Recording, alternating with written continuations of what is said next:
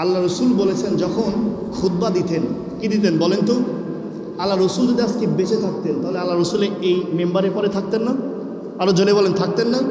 তাহলে এখানে যদি থাকতেন আর রসুলের চেহারা মুবারক দেখলে তো কবিরা গুনাহ সগীরা গুনাহ মাফ হতো নাকি?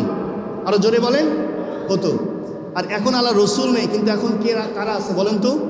আল উলামাউ ওয়ারাসাতুল আম্বিয়া। তাহলে আল্লাহ রসুলের উত্তরসূরি যারা এখান থেকে কথা বলে, আপনাদেরকে পায়ে হাত দিয়ে বলি, মসজিদে এসে ঘুমানোর জায়গা নয়, মসজিদে হলো ইবাদতের জায়গা। বলেন তো কিসের জায়গা?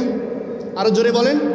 আপনি যদি ঘুম পড়েন, এখান থেকে হয়তো আমি আজকে কথা বলছি, আগামী দিন হুজুর কথা বলবেন, তারপরে আরেকজন কথা বলবেন, এইভাবে যদি চলতেই থাকে, আপনারা ঘুমাতেই থাকেন, আল্লাহর কসম খেয়ে বলছি আপনারা মসজিদের একটা ইবাদত থেকে বঞ্চিত হয়ে গেলেন। কথা বলেন ঠিক কিনা?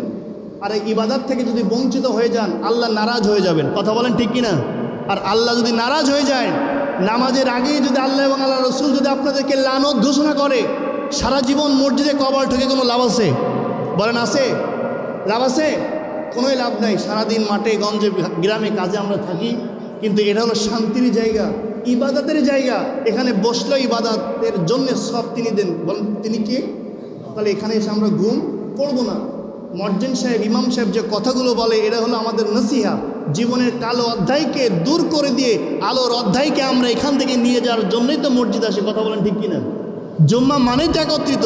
এই জুম্মাবাদে আসরের সময় তো লোক হবেন না। অতএব এখানে যখন আমরা যারা আসবো, অন্তত আলোচনা কি হচ্ছে আমরা একটু মন দেল দিয়ে শুনবো। 10টা শুনলাম না, একটা শুনে জীবনের সাথে আমরা মিল করার চেষ্টা করি। হয়তো একটার ওসিলায় কিয়ামতের ময়দানে আল্লাহ আপনার জন্য নাজাতের ওসিলা করতে পারে। কথা বলেন ঠিক কিনা? আল্লাহ রাব্বুল আলামিন আমাদেরকে কবুল ও মঞ্জুর করুন।